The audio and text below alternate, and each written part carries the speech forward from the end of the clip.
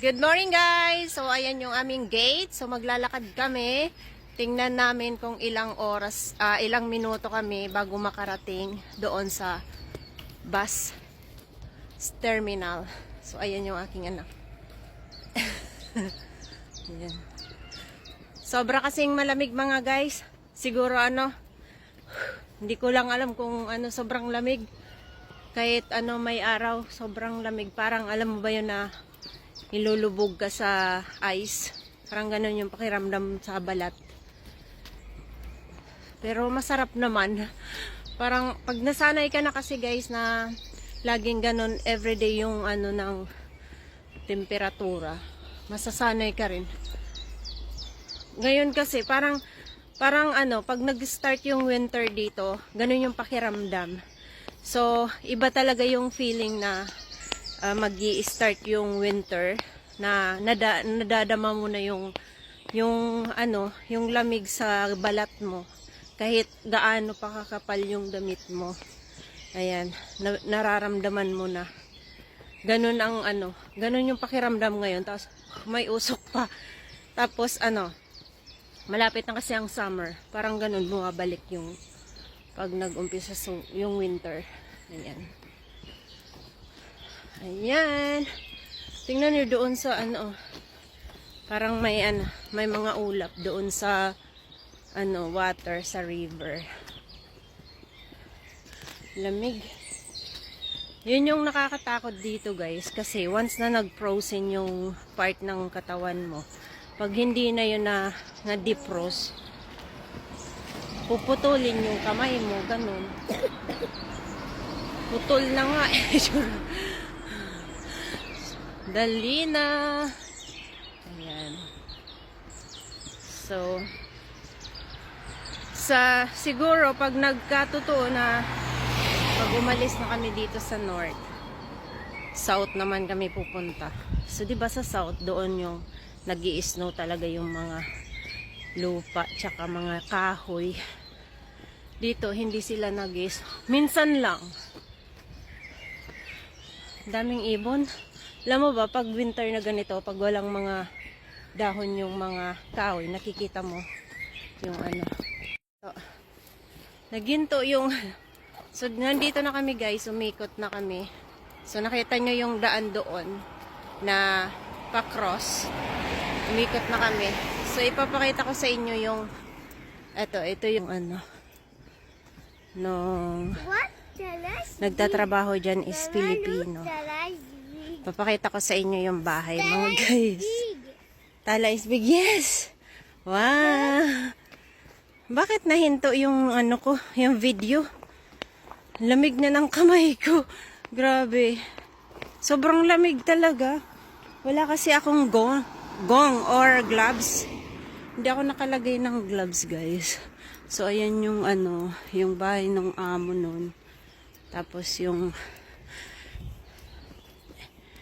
papakita ko sa inyo yung bahay. Ayan.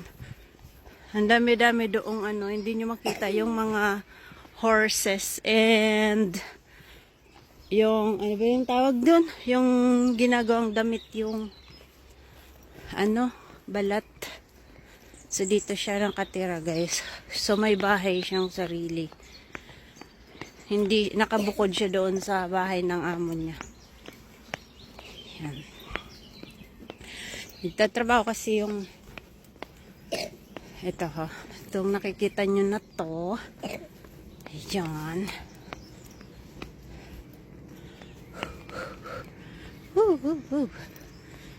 Lamig. Ito yung bahay niya. Ito yung bahay niya.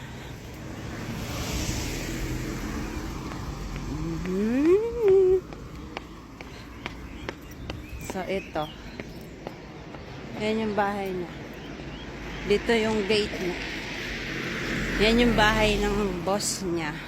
Tapos itong nasa likod ko, dyan siya nakatuloy. Grabe yung araw. Yan. Medyo malapit-lapit na kami. Saglit lang. At yung kamay ko, you walk here. ko is nagpo-froze na, baby. Nagpo-frozen na. Ali. Nagpo-frozen yung kamay ko. Oh my God. Keep walking. Nilalamig. Nilalamig yung kamay ko. Grabe. Saglit lang. I'm gonna put my hands in my pocket. Because it's really cold now. Pag ano kasi guys, pag yung kamay mo is nakalabas lang, talagang magpo-froze. Kahit walang yelo. Sa sobrang lamig, nag-ano yung kamay ko. Sabi nyo, namula na oh. Pula na kasi parang ano, napo-frozen. Ali, depressed po my love. Ayan. Yan yung anak ko. Wawa naman. Naglakad kami ngayon guys kasi may trabaho yung biyanan ko. Every Tuesday or Wednesday or Thursday or Friday may pasok yun. Depende sa tawag ng opisina. Kaya ako munang naghatid dito. Kahapon naman, ayan. Kahapon naman guys. Kahapon, naglakad din kami kasi alam nyo ba na yung biyanan ko nagtrabaho din doon sa garden. Kaya ayun, naglakad din kami dito. So ito guys, dito ako laging nagsasayaw. Ito. Kasi may patungan dyan ng cellphone. Ito, dito sa river. Daming mga ayun may mga ibon. May mga 809. Yan o, may duck. Tala, look. Look at the duck over there. Look, a putit. Wow! Putit. Putit was so, ang ganda ng ano nandyan, yung bahay dyan. Di ba namumuti pa yung kanilang ano kasi may... Yes. Kamsa? What? Yes. Ali na, depressed ka. So, ayan, medyo malapit na kami, guys. Hindi naman malapit. Pag kami dyan, yan, malapit na. So, ito yung nilalakad namin everyday. Not everyday. Char, ano ba yung news ko? Yung nilalakad pag hindi nasusundo or hindi nahahatid. Ito yung nilalakad namin. So, nag-stop lang kasi yung aking video. So, hindi ko natuloy matansya kung ilang minutes. So, every Wednesday and Thursday, ito yung kay Melisang drawing lesson dito. Ito yung bahay ng kanilang sa drawing lesson. Mabait din yung kaidaran lang namin yung nagtuturo kay Melissa. Kaidaran lang namin mga 40 year old. Ang lamig. Lamig, grabe. Wala kang magagawa once na yung kamay mo, yung pumasok yung lamig sa kamay mo. Diba, parang pag nagtitinda ka ng isda. Wait lang. Para na akong diba, para pag nagtitinda ka ng isda, tapos kinuha mo yung isda doon sa mga ice, ganun yung pakiramdam ng kamay. Pag binabad mo siya ng mga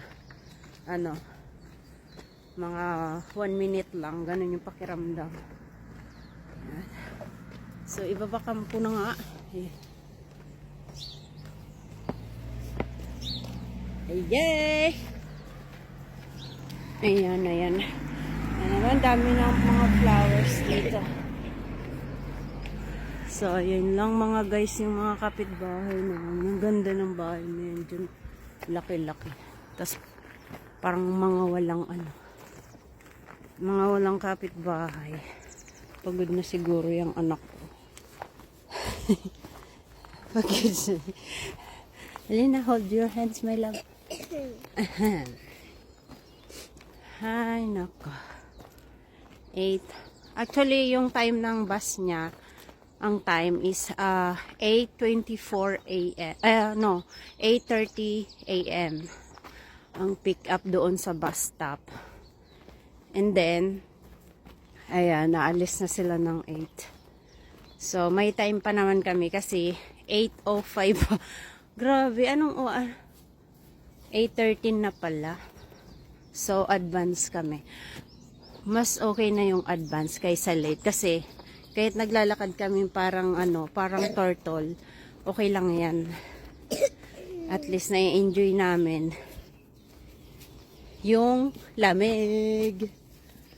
Yung lamig. Put it flat. Raise your hands, my love. Okay. So, ayan.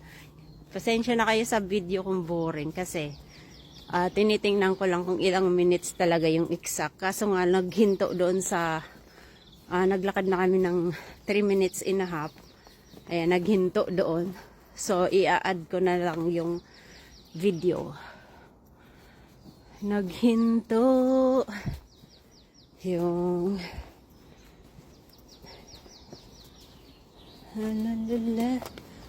so, alam nyo ba guys, dito, pag naglalakad kayo dito, kailangan, ang kotse kasi dito, sa lubong mo siya, maglalakad ka pa sa lubong sa mga cars. Kasi pag naglakad ka na same direction sa car, mababangga ka. So, tulad nito. Oh, giraffe that. Ay, ano ba yan? Ay, flower. Purple.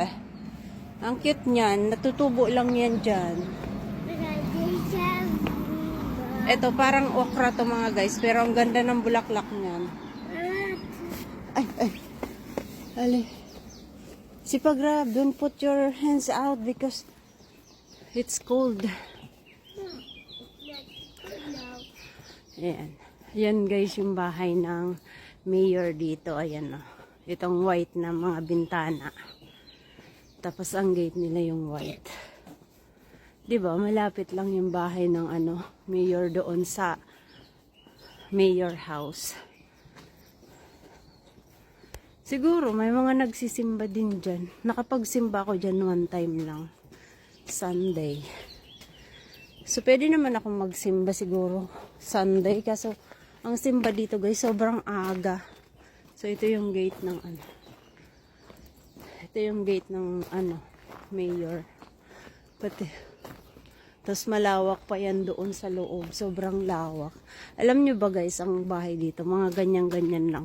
Pero, pag pinasok mo yan, sobrang lawak sa loob. Ayan. Dito na kami sa mayor house. So, diba, ilang minutes? Mga 15 minutes talaga yung walk namin dito. Ayan na yung bus ng college. So, ayan yung bus ng college. After ng bus ng college, yung bus na nila Tala. Alam nyo yung college dito na tinatawag nila is yung mga, ayan. Wait. Alam mo ba yung bus na college, yung college na tinatawag nila, yun yung mga grade 6, mga ganito, mga start grade 6, ganun. College na yan sa kanila mga guys. Kaya pala, nung dati, ayan. We sit here, my love. We're gonna sit here. So, ayan guys, bye-bye. So, mga 15 minutes walk pala. Upo na kami dito.